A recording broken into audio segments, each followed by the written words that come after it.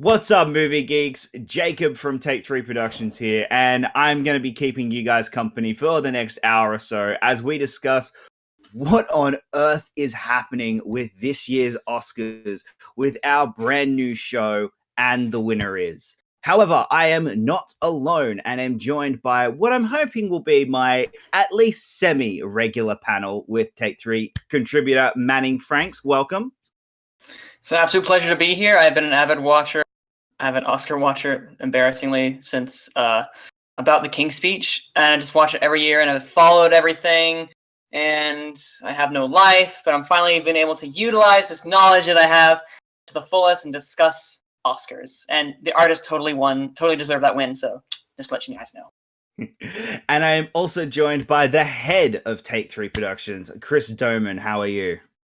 I am doing very well. I am very happy to see this show finally start to take off and finally do something with it. This is going to be a very interesting conversation because there's about 20 million roads this year's Oscars could go on. Oh, absolutely. But before we go anywhere near this year's Oscars, this is our first show. This is the first time we're ever doing this. So, Manning, I'm going to put you on the bit of a spot. Talk about what got you into the Oscars and why do you love the Oscars? Oh, wow. Wow, this is I would have come prepared with a prepared speech, but I guess I'll have to do this off the cuff. I watched the Oscars, as I said, like the year King's Speech came out. I turned it on because I was curious to see exactly how it occurred or how actually people got awards for doing something that was going to be considered art. And that's to be filmmaking in all aspects, be it above the line or below the line work. I've always loved movies. That's kind of like why we're all here. If you listen to this podcast, I think you at least love movies in the way like, hey, I go to the theater at least or the cinema once a week. But this is where the people, your peers, actually start to, recognize your work. And I just started to really love that and that idea and concept of people kind of just acknowledging other friends and colleagues' work. And as someone who loves movies, watching the performance they put on every year and watching just these movies, this plethora of movies across decades and across centuries, whenever these movies came out. Centuries, we only had 2 centuries of films, so it's 2 centuries. But yeah, it's just something that's always been in my blood, and I've watched it since around that time, and I've watched it every year since. It's just been something I do. And Chris, what about you? What got you into the Academy Awards, and why do you love the Academy? Oh God, I've been an active Oscars watcher since probably 2002. For the longest time, it was a tradition that me and my mother would always do. It was like one of the few nights of the year she let me stay up late on a school night where I could watch all these actors and directors and cinematographers and effects people receive awards for the work that they more than deserved. Usually, we might get into that as the show continues on, but it's been a long running tradition for me, and I watch the Oscars every single year because I like to just compare where I myself would have given it to as opposed to who the Academy said that it belongs to. And again, as we go through this show episode by episode, we'll see where it lines up and where it doesn't. Yeah, exactly. Well, look, the earliest that I can remember sitting down and actually watching an entire Oscars from start to finish was 2008. Now, I was kind of into the Oscars beforehand where that film won Best Picture. I enjoyed that. Oh, yeah, cool. But 2008 was the year Heath Ledger died. And the big question around that, especially as an Aussie, was will Heath Ledger win the Oscar that year? Like, will he win the Academy Award? And that was the year that really got me into it. Now, I got very lucky that year. Also, a fellow Aussie was the one who hosted with Hugh Jackman, and that was a lot of fun, and that was great. And because that show was so fantastic, I really fell into the Oscars. And I've gone back. I've watched previous ones. I've watched really old ceremonies. Billy Crystal is still my favorite host. but that is really where my love for the Academy Awards came from, and that's how I got into it. Guys, I also forgot to mention at the start, normally we are going to be, we will normally be joined by a certain teenager who this week figured that a college education was more important than a podcast talking about the Academy Awards. I mean, how dare he? All right, let's move this show on the road.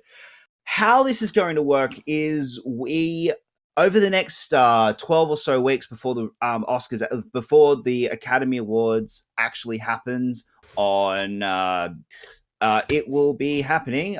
A good host would actually have the date on March 4th, 2018, with Jimmy Kimmel returning as the host. Now, I was a massive fan of last year. I thought that was a great one. But between now and then, we are just going to dissect the current Oscar race each and every week and talk about, all right, all the award bodies giving out their awards. How does this affect the race? How does this affect where our standings are and what we believe will win, what we believe will be nominated? Now, nominations will be announced on February the 10th on 2018 at 5:30 a.m. in the morning. Have fun with that one, guys. It's fine. I'm normally up by then, so yeah. I force myself up, so it's okay. It's normally around about 11 p.m. for me, so I got to stay up just a little bit later, which is good.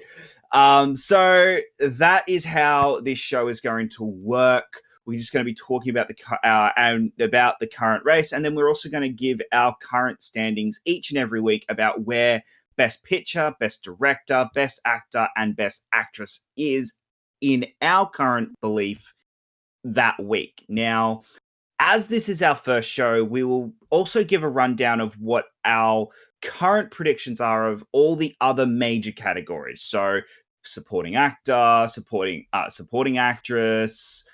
We've got original screenplay, adapted screenplay, score, animated feature, cinematography, film editing, and best visual effects. These are the ones that we're going to discuss today. But before we get into that, I felt it was appropriate that this has been one of the weirdest Oscar races so far. Hands down, easily.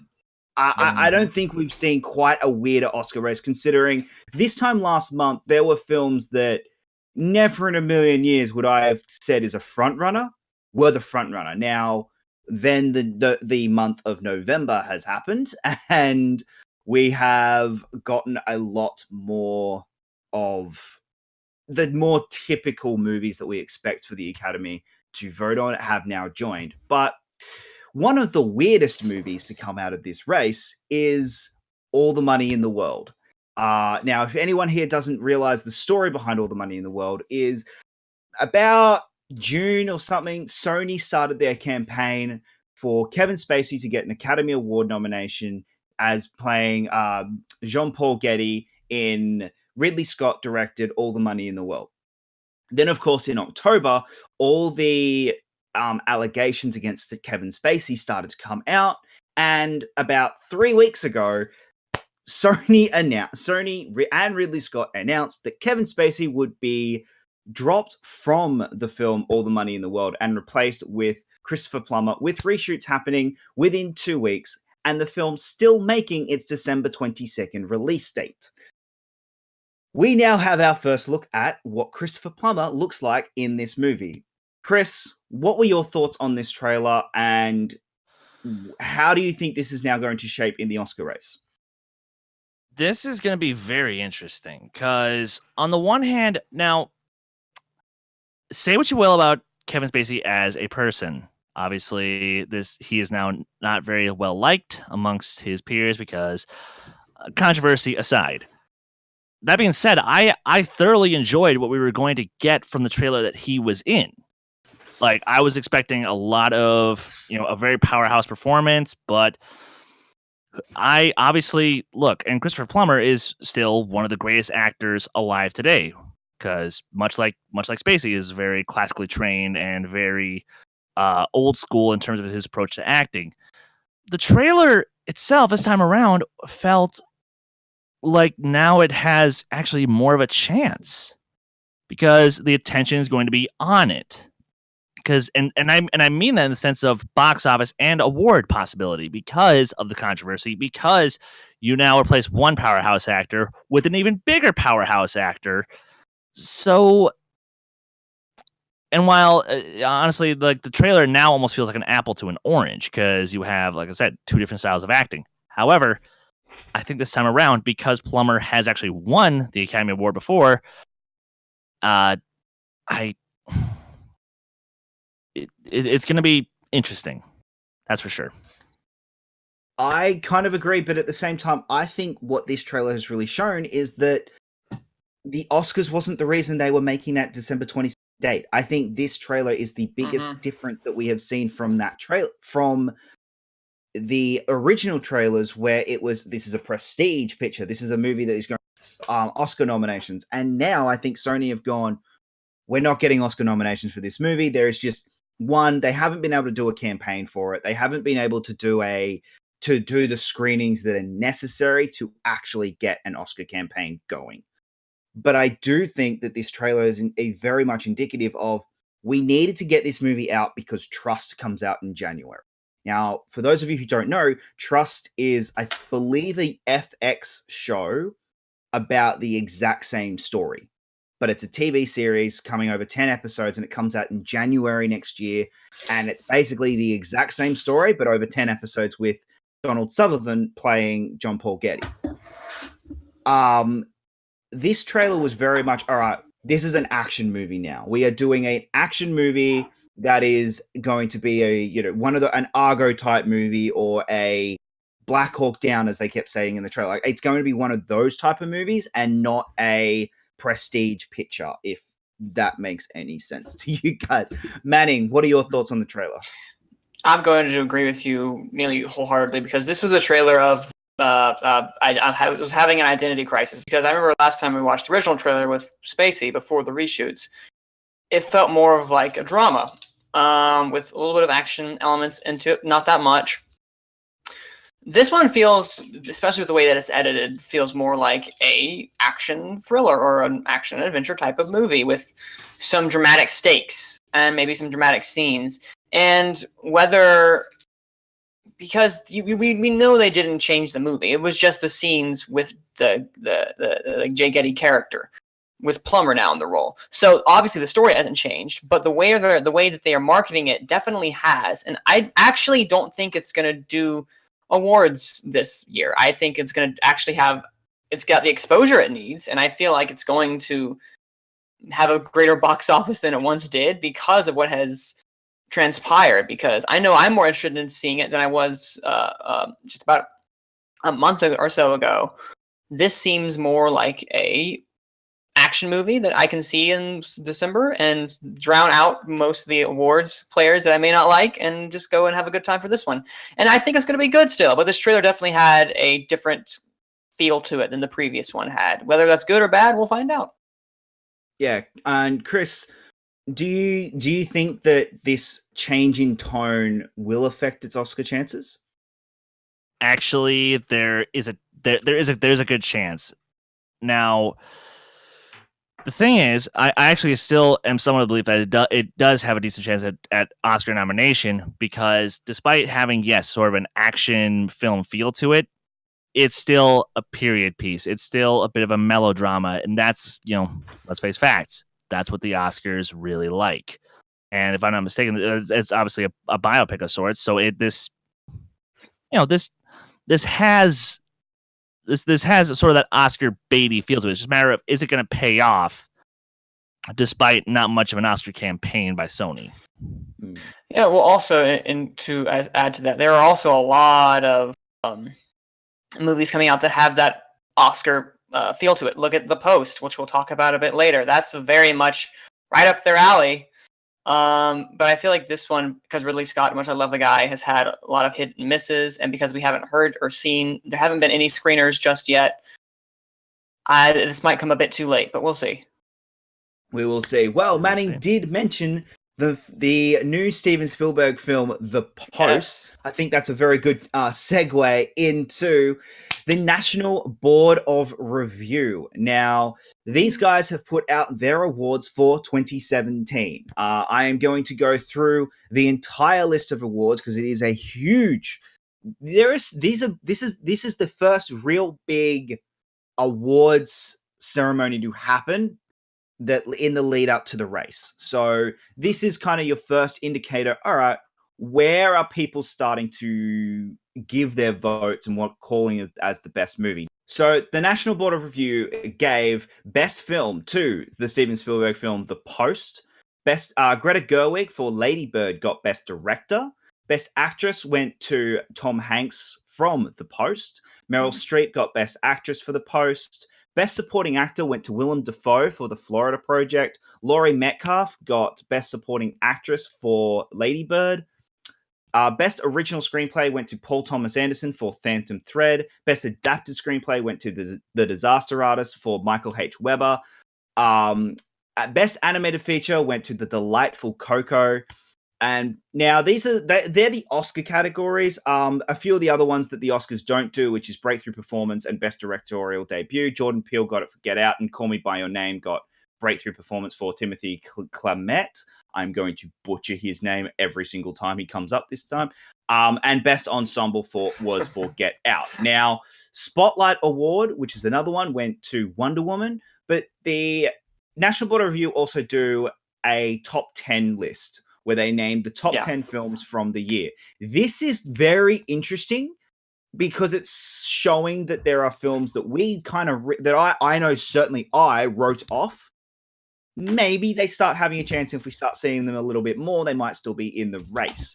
They are The Post, which obviously won, and then Baby Driver, Call Me by Your Name, The Disaster Artist, Downsizing, Dunkirk, The Florida Project, Get Out, Lady Bird, Logan, and Phantom Thread. Manning, shocks, surprises, thoughts on just the National Board of Review awards? Shocks and surprises. There weren't necessarily any. Well, first off, The Post coming out of nowhere, just after being viewed the previous week, maybe not even, suddenly taking the three of the top honors in actor, actress, and then film itself. That is amazing. Because going into it, it's like, oh, they're not viewing it. This might be, not one of Steven Spielberg's greatest films. And I know I heard some people rumbling that it wouldn't be that great. And then this comes out of nowhere, and apparently people do love it, and it's a player. But the top films, I see. Most of these, I don't think are going to get Oscar noms, because if you look back at the history that the National Board has, there are always at least 5 or 4 that don't translate over to the Oscars. So they are much more eclectic in their choices. I mean, look at 2014. I think it was Imitation Game, Boyhood, Birdman, and American Sniper, the only ones that made it and translated to an actual nomination. It's more of this is what is on the radar for us to look out. So, but we'll see. And I also think we're going to be seeing a lot of Jordan Peele and Get Out for mentions, be it for screenplay or debuts of some sort, because this movie doesn't seem like it's going away. Absolutely. I do just want to pick up on that. I'm just going to go over the last few years that the National Board, the 10 films. Last year, Manchester by the Sea, Arrival, Hacksaw Ridge, Hail Caesar, Hell or High Water, Hidden Figures, La La Land, Moonlight, Patriots Day, Silence, and Sully. Now, there's only 4 there that didn't gather a nomination for Best Picture. Now, that's Hail Caesar, Patriots Day, Silence, and Sully. The rest gathered a nomination, so that's a pretty big one. 2015 was the same. Mad Max, Bridge of Spies, Creed, Hateful Eight, Inside Out, Martian, Room, Sicario, Spotlight, and Straight Outta Compton. So yeah, there's a lot of movies there that didn't gather a nomination. Mad Max, Bridge of Spies, and The Martian and Room being the only ones that, and Spotlight obviously, were being the only ones that were able to. So yeah, there is a lot of, you can't take these ones. You got to take these numbers with a grain of salt. Chris, yeah. Does that change your opinion of where the current race is? No, not entirely, because a good chunk of that I can see the argument, and now, and to be fair, some of it I just don't like. I might disagree because of my opinion on the film itself, but I can see where some of these choices were coming from. Like, for example, how they had Laurie Metcalf and Willem Dafoe win supporting actor and actress, and to be honest, those two in my book are a guaranteed lock. Greta Gerwig, in my opinion, again, she's a guaranteed lock for Lady Bird. Um, Tom Hanks, like, I see it, and it is a prediction of mine, which we'll get into later. Same with Meryl, but no, I don't think those two will win necessarily. But best original screenplay, I'm surprised it went to Paul Thomas. I'm very surprised it didn't go to Jordan.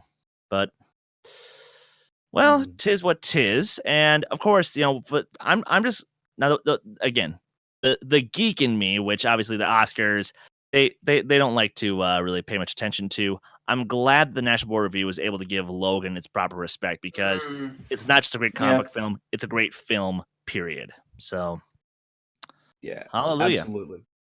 Absolutely. Now, this does bring up the conversation with the other major film critic awards that were announced today. So the 2017 New York Film Critics Circle Awards were announced yesterday. This kind of also starts to really shake up the race again. You've got winners: Lady Bird winning Best Film, director Sean Baker for The Florida Project, Best Actor Timothy. I'm going to mess up his name the entire campaign. Okay. I'm pretty sure it's Timothy Chalamet. Chalamet. All right. Okay. Watch how many times I screw his name up this campaign. Let's put a counter.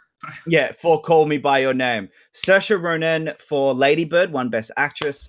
Willem Dafoe won it for Best Supporting Actor. Tiffany Haddish for Girls Trip won Best Supporting Actress. Best Screenplay went to Paul Thomas Anderson for Phantom Thread. Best Animated Film went to Coco. Best Cinematography to Rachel Morrison for Mudbound.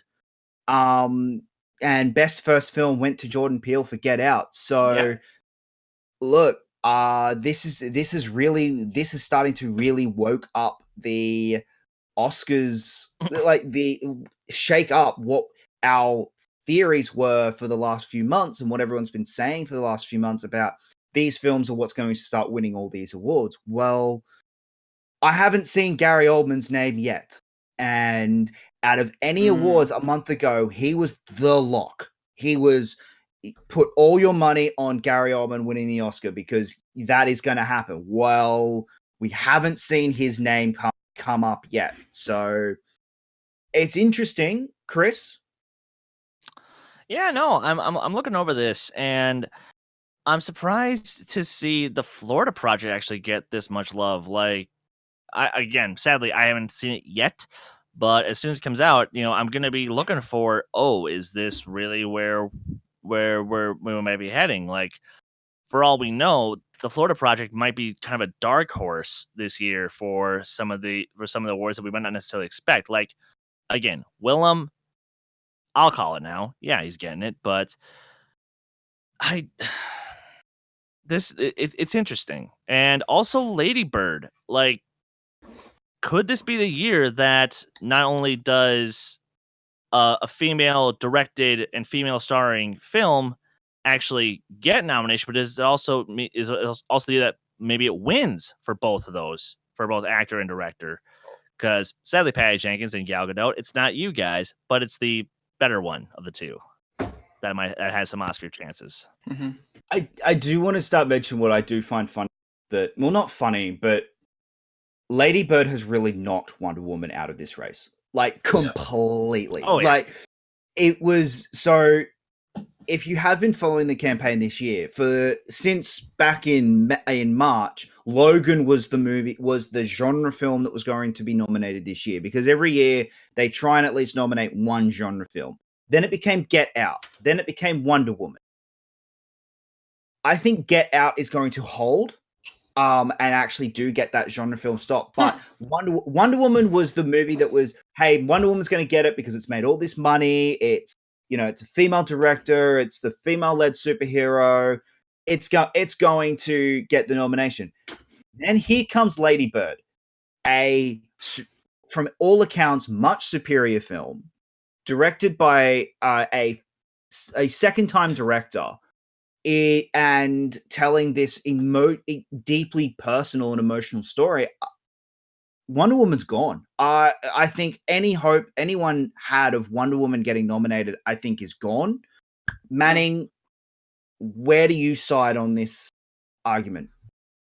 And what are your thoughts on the New York Film Critics Circle Awards? No, that's fine. No, I never thought Wonder Woman had a shot at Best Picture. That's unheard of. As much as it was loved, it's a superhero movie in Best Picture is taking Miracle. I don't think Logan is going to be able to do that. And I do have a genre film in there, quote unquote. But we'll get into that later. And it's not Get Out. However, the Film Critics Circle here, while it's not the Academy. This isn't like, oh, what's going to happen. This kind of tells you, it just tests the waters for what people are looking out for. And Lady Bird has so far turned up 2 big awards from both of these for director and now best film for the New York Film Critics Circle. Color me shocked about the Florida Project. I'm gonna have to with Chris, because it could be a much more of a critical darling than we anticipated it being, but we'll have to see. The biggest surprise that I have is the Tiffany Haddish for Girls Trip, which I don't think any of us saw coming, but it could be akin to something like Melissa McCarthy in Bridesmaid. We don't know. Exactly. That's something that I've been thinking and something that has been just going in my mind. But after seeing this, we'll have to see how that turns up. And then finally, seeing Mudbound get something is interesting because it's on my watch list on Netflix. I'm going to watch that. And seeing actually that some critics have actually come behind it is really hopeful for its awards chances for the Oscars. We'll see. We're not crossing your fingers here. Well, speaking of which, let's get into our predictions. All right, let's start discussing what we think this race is going to turn out this year, and we start with Best Picture. Now, I'm gonna Manning. I'll get you to say the 10 films that you believe, assuming 10 will be nominated. What are the 10 films that get nominated, and why? And why do you think that? I don't think 10 will be nominated. It's rarely happened with our sliding scale. It'd be kind of cool because I'm a big proponent of let's just make it 10 because, having this ridiculous sliding scale making me bite my nails off during the Oscar season waiting for it to happen. Jeez Louise, guys. But anyway, what I have, does it have to be in order, or can it just be these are the 10 that I think are going to make it? Make them any order you'd like. In alphabetical, just 10 films you've decided to pick at a randomly. All right. Sure. Okay. And these are the 10 that I have picked, and whether they are in order, they've already switched in my mind after thinking about it. But right now I have Darkest Hour, Mudbound, Call Me by Your Name, Dunkirk, The Disaster Artist, I, Tonya, 3 Billboards Outside Ebbing, Missouri, Shape of Water, The Post, and Lady Bird. Fairly interesting list. Chris, what is your list? Wow, we are very different. I've got Lady Bird, The Big Sick, 3 Billboards Outside Ebbing, Missouri, The Florida Project, Wonder, Wind River, The Post, The Disaster Artist, Call Me by Your Name, and Dunkirk. Again, very different lists. All right, my list is I think Disaster Artist is right. Lady Bird right now is the front runner. I think yes, Lady Bird is the film to beat. Then look, I think a week ago 3 Billboards was that's starting to slide in my scale. Then you've also got The Post, Dunkirk, The Shape of Water, Call Me by Your Name. I still have a really strong belief that Get Out can get nominated this year. I've got The Disaster Artist, Phantom Thread, and I, Tonya. Really 3 really massive different lists. Let's very, very different. Let's move on to Best Director. Chris. What are your 5? So I have one pick that I just am throwing in for my own sake. I have Greta Gerwig for Lady Bird, Jordan Peele for Get Out, Christopher Nolan for Dunkirk, Steven Spielberg for The Post, and Guillermo del Toro for The Shape of Water. Wow. Can't wait for that movie. We have literally the exact same list. Woo! I have Spielberg. I have Spielberg at the moment, the front runner. I have Jordan Peele getting in on just sneaking in. I really want that to happen. I don't think it will, but I really want that to happen. Manning, what do you got? You guys are putting a lot of stock into Get Out. Holy cow. We'll see how that plays out. You're right. It's probably going to get a lot of like debut, and it's not crazy. It's not crazy. I don't think it's going to happen, but it's not crazy. Anyway, I have Greta Gerwig, Steven Spielberg. So basically, we're similar, and Guillermo del Toro, Christopher Nolan. But I also right now have Luca. I'm gonna butcher his last name. Guadagnino. Guadagnino. I don't know how to pronounce. I don't know how to pronounce his name. Well, just for sake of argument, we'll just call him Tom Dagnino. How about that? No, let's call him Luca Dagnino. So he's his brother. It's respectable brother. But from Call Me by Your Name. And while I don't think, we'll get into that later. I don't think that's going to be as big of a film as people are, because there is a sort of a amount of controversy around it with the subject matter of sense of like an older man with a minor-esque, and I think that's going to, especially with this climate, going to rub people the wrong way. But I think it's going to be a big critical darling. Maybe not a lot of wins, but I think it's going to hit a lot of people home just right for those nominations. I think it's just going to miss out on. He is literally like my 6th or 7th. But I think this is a performance movie and it's not a director's movie. I think, which I know sounds stupid, but I think that the performance is going to be the thing that people gravitate towards. Speaking of performances, let's move on. Oh, I do also want to say, I do not believe Mudbound is going to get anything. I think Mudbound is going to miss out because the Oscars are still very anti streaming services. At least that's my opinion at the moment. That's how I perceive the way that the Oscars going. I'm hoping unless their name is Manchester by the Sea, in which case then they love them. Manchester's different because that wasn't released on streaming first. It got the normal release and then it went on to streaming, but it was just produced by a streaming service. That's different when Mudbound was released day and dot on streaming. Yeah. Which I think is where the point of contention is. So that's why I don't consider Manchester by the Sea as the first streaming service, because it really wasn't. If you actually look at it, if you actually dive into how it was released, it had a normal release schedule. So I don't consider Mudbound. I don't think Mudbound is going to get much. But let's move on to Best Actor. The front runner for me, look, everyone's saying it's Gary Oldman. I'm starting to move Gary Oldman down, and I'm putting Tom Hanks from The Post. I think, hey, Tom Hanks has not been nominated since Castaway.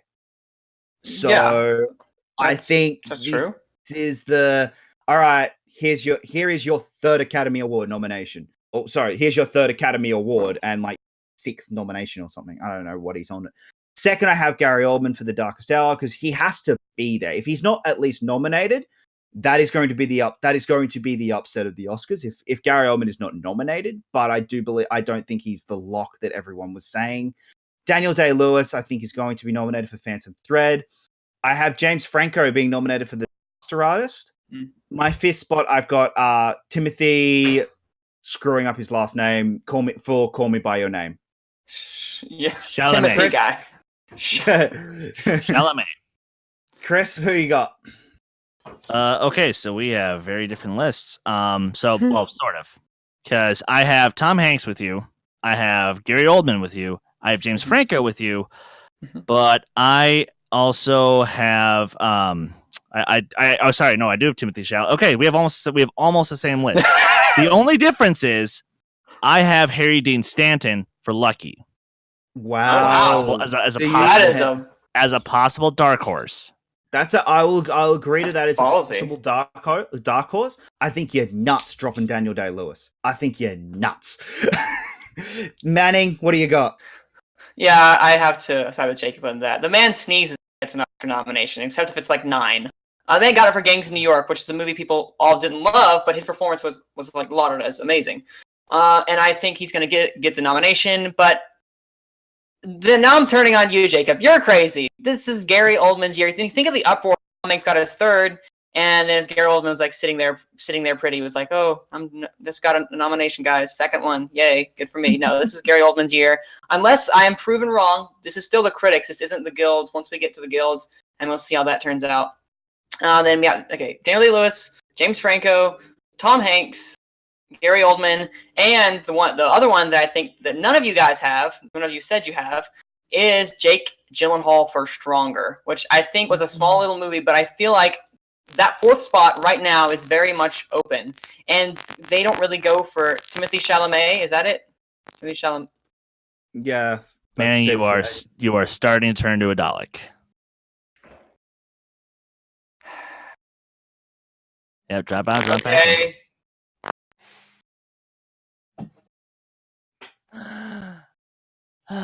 We're getting there. I swear. When did it start? Literally just as you started talking. Of course it did. Well, Okay. no. Right when that last little bit. So. Oh, okay. Yeah. And okay, then I will say, and then Jake Gyllenhaal. Yeah. And then Jake Gyllenhaal, which I have. When I think Stronger, which is the movie that came out that people were like, oh, he's fantastic in this, so is Tatiana Maslany in this one. I feel like there might be a resurgence in the fact that he's done some fantastic work and he's been snubbed for a while. I feel like he will be the one people will be like, let's give him a nomination because he hasn't had one since, I believe, Brokeback Mountain. And I feel like because this other spot is kind of quote-unquote weak, we'll give it to him. Fair You enough. didn't get it for Nightcrawler. So. No, I know. I think Stronger quite hasn't got the buzz. I don't think it's just... I think it was a little too small, and I don't think it did quite enough to gather that nomination. I think it was released a little too early. But let's move on to Best Actress. Can we all just say it right now? Meryl Streep for The Post is getting nominated because, you know, she has a movie in 2017. So, which that's facetious of me because I actually think that she, you know, deserves nearly every single one of her nominations, except for maybe Into the Woods, because that was weird. Saoirse Ronan for Lady Bird. I've also got Margot Robbie for I, Tonya, Frances McDermott for 3 Billboards, and Sally Hawkins for The Shape of Water. Hey, look at that! I think that's our exact. Me and Jacob have the same exact list. All right. You want to mention anything about it?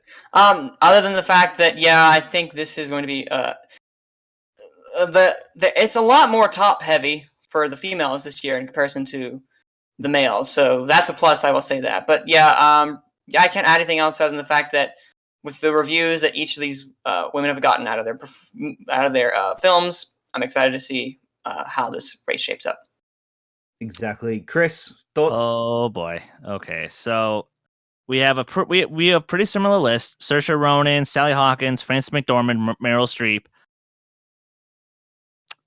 Elizabeth Olsen, Wind River. Wow, you are high upon Wind River, sir. The one thing holding me back with Wind River is Harvey Weinstein. You haven't seen it. And that too, but I'm meaning okay. Dude, I haven't seen most of these movies because they aren't out in Australia yet. Okay. All right, then let me speak for Jacob. I have seen it, and I agree with the Harvey Weinstein thing. That it needs it's not out of the possibility. It will need a second wind because right now, with that stink controversy, controversy going along, I don't think it will translate. I would love for it's my favorite film of the year, but I just wish it had more of a buzz. It came out too early. The same thing you had with Stronger, Jacob, I feel, is with Wind River. Yeah, and I also think that because of the controversy, the fact that he now owns the film again, the director whose name I'm just completely blanking on, Tyler Sheridan. Yeah, Tyler Sheridan. Taylor Sheridan. Taylor Sheridan. Yeah, Yeah. The fact that he now owns it again and hasn't found a distributor again, I think is a big issue. Yeah. Because Oscar campaigns get expensive, and for a distributor, why would they go for an Oscar campaign for a movie that has already kind of not made them much money, like has not made them any money, isn't expected to make much money again on a second release. So I don't see why they would spend a $20 million Oscar campaign for a film that isn't going to make that much money. But that's my belief. I hope I'm wrong, because I would love to see Elizabeth Olsen get nominated again, but that is that's just but there isn't anyone here I would take out at the moment, because I think this is your 5. I cannot see this 5 changing at the moment. It's going to take a real big upset for one of these 5 to not get nominated. But let's move on to supporting actor. This is the one category at the moment I am fairly confident I can say is a lock. And like, not a lock, but I'm putting it around 80%. This is the one category that I can put at 80%. This is Willem Dafoe's year. I can't see anyone beating Willem Dafoe this year, because one, you've got he's a beloved actor who's never won an Oscar before, who's been nominated several times and has never actually crossed the line. You've got a performance that he's given, like one of the greatest performances he's ever given in his career, and he's an aging actor. I don't see how it happens. Willem Dafoe, I have number 1. I've got Sam Rockwell for 3 Billboards, number 2. Armie Hammer for Call Me By Your Name is number 3. Richard Jenkins for The Shape of Water at number 4. And this is my, please happen nomination, which is Patrick Stewart for Logan. Chris, who you got? So yes, Willem Dafoe is the lock. That's the win. Easy right there. Sam Rockwell as well. And now we differentiate a little bit. I have Dave Franco for The Disaster Artist. I have Patrick Stewart as well for Logan. Again, that's the dream, that's the fantasy, but I just want it to happen, just to see his name up there. For God's sakes, please, people. And I know this is not going to happen, but if it did, it would be the ultimate fuck you to Kevin Spacey, Christopher Plummer. Okay. I doubt that's going to happen, but that would. And actually, to be honest, I don't want to be an ultimate fuck you to Kevin Spacey, because as an actor, I still love Kevin Spacey. I don't care. But this would be the ultimate fuck you to all the Hollywood bigots and idiots who still think, they can do all this shitty stuff and get away with it. Correct. I'll give you that. Manning, what are your 5? Mine are very similar to, again, Jacob's, except I'm not going to tout Dafoe as the one to win it all just yet. I want to see how more of the critics side and more of the guilds. Before I say anything's a lock, even Gary Oldman, who's much I think is going to win, I don't think he's the lock to win just yet.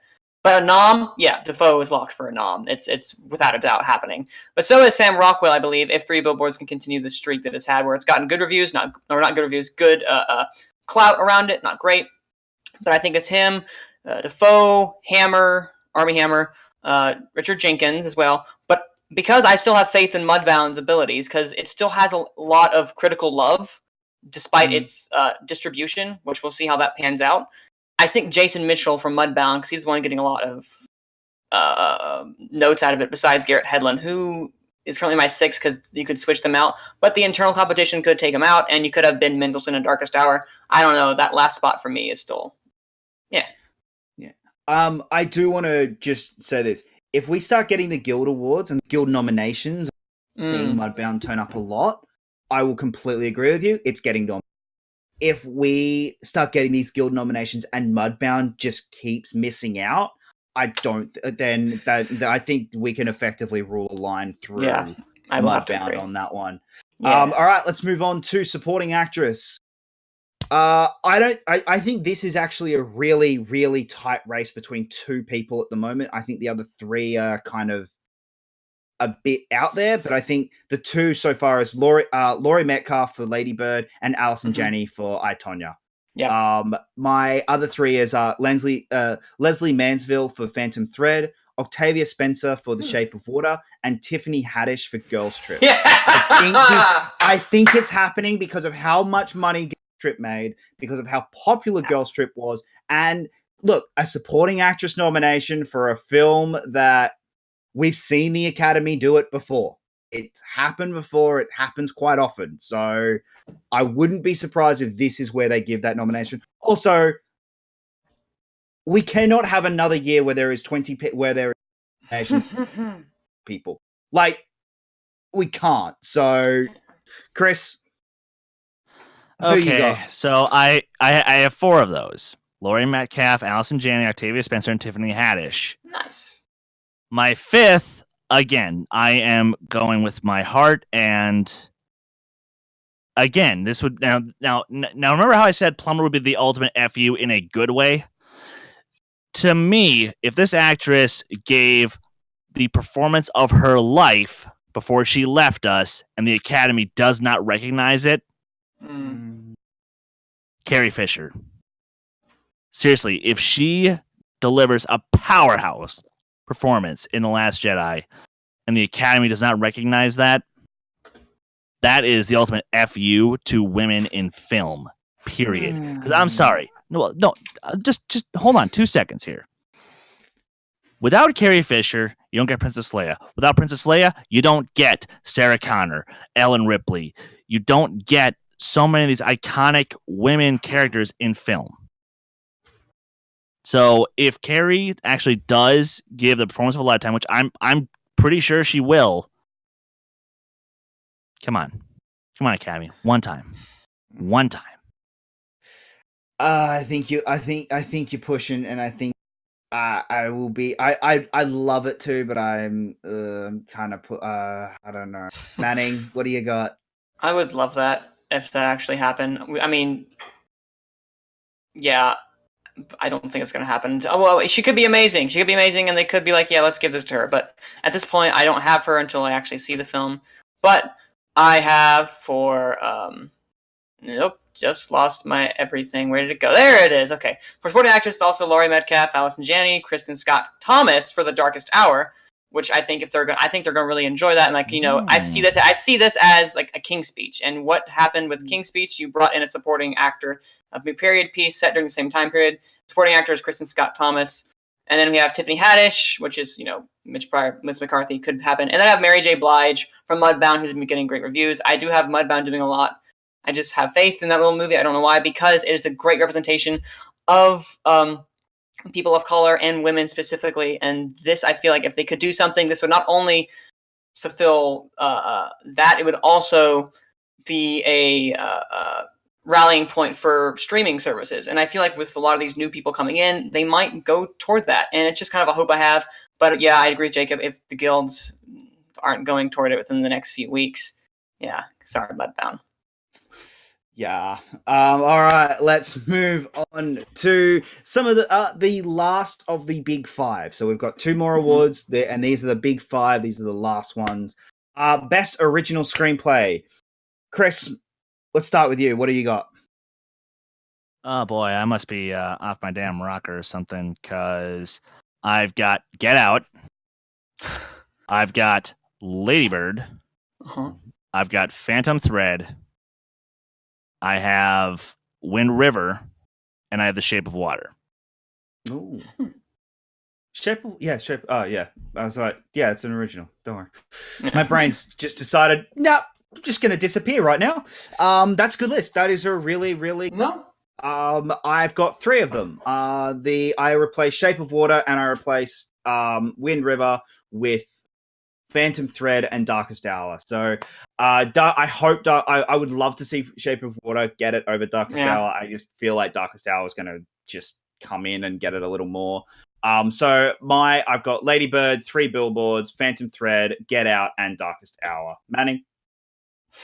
I currently have 3 Billboards. I have Lady Bird. I have Phantom Thread and Get Out, much similar to you guys. And I have The Post. I'm surprised you guys aren't mentioning that as well. I thought The Post wasn't adapted.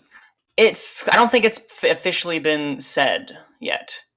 It's kind of like American Made. It's not officially. It's not adapted. officially adapted. So far, I've been looking at it's currently in websites that I'm looking at. It's in adapted some and original in others. Okay, well, that could be a very interesting point of conversation. Exactly. So if it's considered adapted, that could get interesting. If it's considered original, I think original is its better spot. If it's an original story, then if they consider it original, I think that is the better area for it. But I mean, look, sorry, people have it as I've got it as original in where I am. I wonder what they're doing there for consideration. Anyway. That's we'll have that discussion next time on and the winner is. But let's move on to adapted screenplay. Manning, what are your 5? For my 5 for adapted screenplay, which will be a little bit different now, it will be The Disaster Artist, Call Me by Your Name, Mudbound, Molly's Game because it's Aaron Sorkin, and then Last Flag Flying because Richard Linklater, and they usually give him something. So it's adapted screenplay is really weak. I will completely agree to that. Adapted screenplay this year is absolutely weak as anything. I think this is either Call Me by Your Name or the Disaster Artists Award. I think that's the race at the moment. The other 3 are just also rans. I've got the exact same as you, except I would swap out Mudbound with Victor and Abdul. For some reason, just I feel like that's going to get nominated. It may be there. I don't know, but. So I've got Call Me by Your Name, Disaster Artist, Molly's Game, Last Flag Flying, and Victor and Abdul. Chris? For adapted, I have The Disaster Artist, Last Flag Flying because Richard Linklater. Manning, I'm actually on your little bandwagon here, Mudbound. Okay. There we go. Then I have Stronger, and again, because I fucking love this movie, Logan. All right. Fair enough. All right, let's move into the last Best Picture award that we will be talking about. Best Animated Feature. Okay, before a week ago, this was one of the worst years for animated features, and it still kind of is. It still is, but we all know what the winner of this year is. Like, this is the one category I am so confident I will say 100% lock, and that is Coco. Number 1, Coco. Number 2, The Breadwinner. Number 3, Loving Vincent. Number 4, The Lego Batman Movie. And number 5, Ferdinand. Manning, what do you got? Basically the same thing as you. Coco's number 1. I have Loving Vincent. Breadwinner, Lego Batman Movie. But I have another, because usually G Kids, who distributes most of these smaller films like The Breadwinner this year, they usually get 2 in. Somehow strange. And I think this year maybe it'll be Mary and the Witch's Flower, because I don't know why. I picked it. It's that 4th spot is kind of up in the air, really. This is, Chris, it's top one heavy. of the worst years in animated feature. Like, this year genuinely hurt. Like, I was nervous going into most animated films this year, which that kills me. As a longtime animation fan and a huge animation defender, I want good animated films, but we did get a few. And all of them are Jacob's list. Jacob, we completely agree. Yeah. That's 2 categories. I don't like this. If Coco doesn't win this year, that will be my biggest like. And could you imagine? Like, okay, can you imagine if on February 10th we wake up and for Best Animated Feature, The Breadwinner, Loving Vincent, Lego Batman Movie, Ferdinand, and Despicable Me 3. Goodbye. No, something's missing. It would be Captain Underpants over Despicable Me 3. And I do have to mention this. Evan will yell at me for not putting Captain Underpants on here. Made no money. Absolutely made no money, and no one's going to like no. And plus, it had the worst marketing campaign of all time. Oh yeah, I don't even remember the marketing campaign for that movie. Yeah. Exactly. I haven't forgotten it. It was awful. Dude, we all ranted about it on the Take 3 podcast. Absolutely. All right, guys. Let's move on. Our last 3 categories. I want to say this one has a lock in it so badly. We're talking about best cinematography. Mm-hmm. I want to say it's a lock. But with Roger Deakins, you cannot say it's a lock. No, it has to be. It has to be. He is the biggest bridesmaid ever at the Oscars, other than Peter O'Toole. Shut I up, think Chris. he is Shut the up. biggest one because I've got Blade Runner, but Shape of Water might come in and take it, and I will be so devastated because Roger Deakins needs a fucking Oscar. He is like one of the best working cinematographers today, and he has never won one.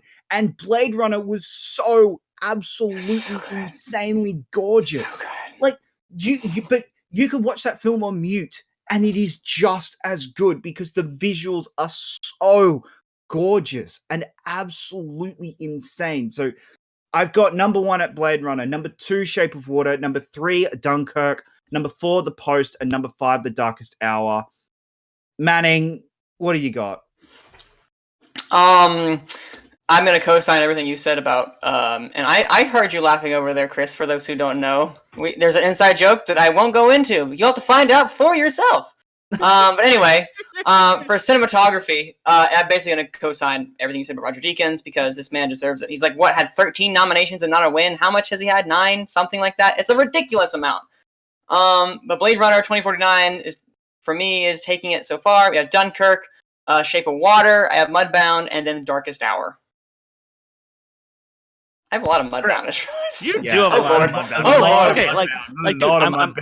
I'm glad you love it, but okay.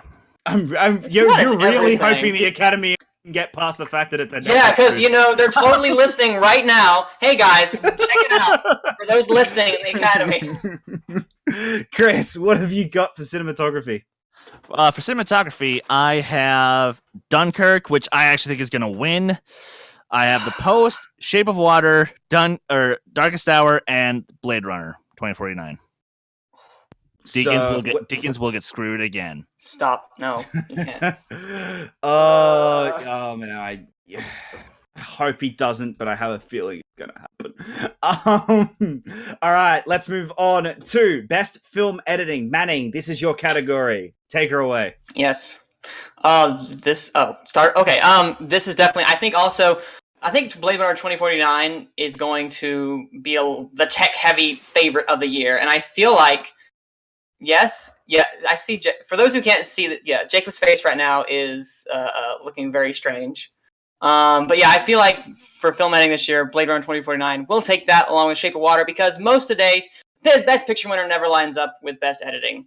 It's usually the one that's technically heavy, and I feel like it will fall in that line of Blade Runner 2049. If we get to one day when we get to the final one, I have Blade Runner 2049 is winning a lot in my opinion, because there's that like Mad Max Fury Road. It's that tech favorite, and I actually have it maybe getting Best Picture in a couple of weeks. We'll see how it turns out with the critics. But anyway, Blade Runner 2049, Shape of Water, Dunkirk, The Post, and then Lady Bird. Yeah. Okay, can we just clarify here? You have the 2 hour and 45 minutes that had 10-minute segments of nothing happening winning Best Editing. Because it's perfection. Yes. Yes. Okay. Yes. I've got the one that was really bad, like was crazily edited, and that is Dunkirk. I've got The Post. I've got Shape of Water, Lady Bird, and 3 Billboards Out of Ebbing, Missouri. Chris, what do you got? Okay. So yes, I do have Dunkirk. I have Shape of Water. I have The Post. I have Get Out. Or sorry, no, Blade Runner. Wow, Blade Runner. But people.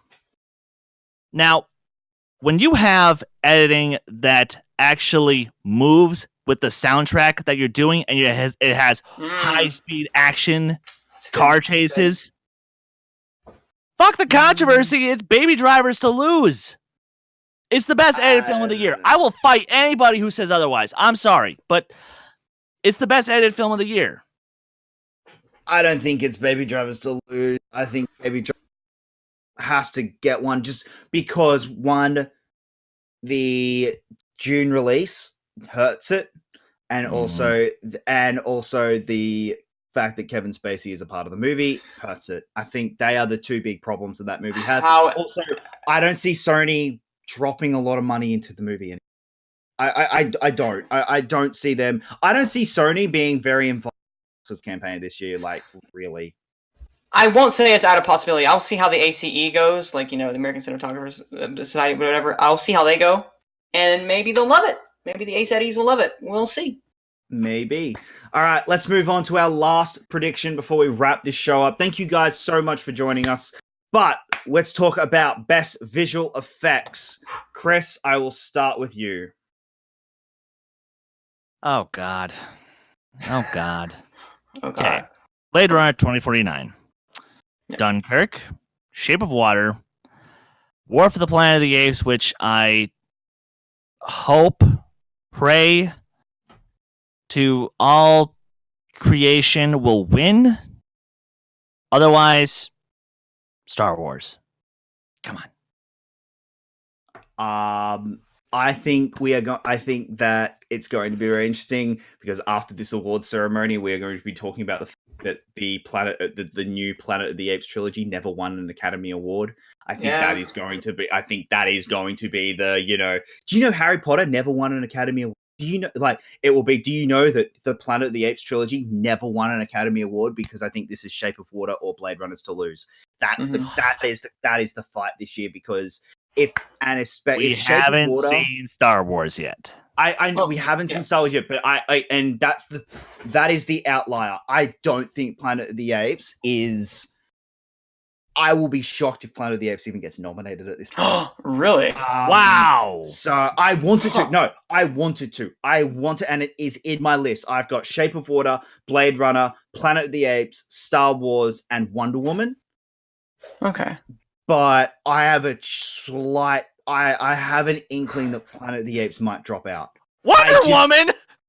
I think. Did you watch that third act? Yeah, and the visual effects for Wonder Woman will be we didn't give you anything else other than a nomination for Wonder Woman.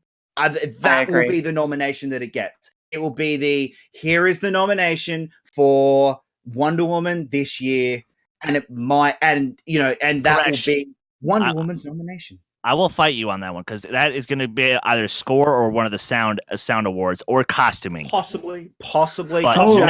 Costume. I forgot about costuming. Not visual effects, so. I think. Yeah. I don't want it to be for visual effects, but I have a feeling it might be. Manning, what are your 5? I actually have to concur with your 5. Wonder Woman, I don't think it's the best of visual effects, but I feel like they want to give it something, and costuming, now that you mention it, I think they might give it costuming as well too, but we'll see. I haven't made that list just yet. But yeah, I think this is Blade Runner, Star Wars Last Jedi, Shape of Water, War for the Planet of the Apes, and Wonder Woman. But War for the Planet of the Apes, I feel like the Planet of the Apes has this clout with the visual effects branch of the Academy. Because what they have done is so amazing, and considering the fact that, okay, clarify if I'm wrong. Everyone votes at the very end, but the nominations are just the branches themselves, correct? Yes. Okay, and I feel like there's enough appreciation for War of the Planet of the Apes that will get a nomination. Going away party. Just part of me has this inkling that, look, I will be shocked if it doesn't, but I just think that. It lost to Hugo and it lost to Interstellar. It lost to Inter-fucking-Stellar. The Academy hate these movies. The Academy hate these movies, so I just, I don't know. I have this inkling in me, and I also find it a little funny that this is the first year that we've all just collectively given up on the Andy Serkis will receive a nomination for Best Supporting Actor. This is the year that everyone's just collectively gone, we all agree it's no longer happening. Until the Academy gives it to someone else first, it ain't happening for Andy Serkis. No, this man's getting a special achievement. Bullshit. Exactly. All right, guys. That is our show. Thank you so much for joining in on this ride with us. I am Jacob Blunden, but I am also joined by my wonderful panel, Chris Dohmen. Where can the good people find you online? You guys can find me on Twitter at my band Last Shot Redemption at LSAR Band MN. You guys can follow Take 3 Productions on Twitter and Instagram at Take 3 Trivia. And you guys can find me on Stardust and Letterboxd at Chris Take 3. Manning, where can the good people find you online? You can find me at Cineman. Wow. Let me. Okay. You can find me at Cineman. Dang it! Come on, I can't speak now. Okay, you can find me at Cineman. That's CINE_MANN. There we go. You can find me there if I'm tweeting stuff out, and also here on Take 3, being on this wonderful podcast that I have had so much fun on, because I love talking about Oscars, and I hope Jacob will have me back and will not ostracize me for putting Blade Runner as best film editing of the year. You're on thin ice here, there, mate. Oh boy, I'll get one more. You guys can find me at Jacob Blunden on Twitter and Facebook, as well as on Letterboxd, where I do all my movie reviews. I still haven't seen most of these Oscar movies just because, I live in Australia and we have the world's worst release schedule. I will see them probably the week before the Oscars. So I'm like a really great host for an Oscars show when I haven't seen most of the movies. So that's going to be even more fun. But guys, thank you so much for joining this. I will be joined by hopefully the little teenager who decides to actually turn up for once next week as well, which will be great. If he's listening to this, I'm sorry. Are you really though? I am. All right, guys. For everyone here at Take 3, I'm Jacob Blunden, and until next time, take care.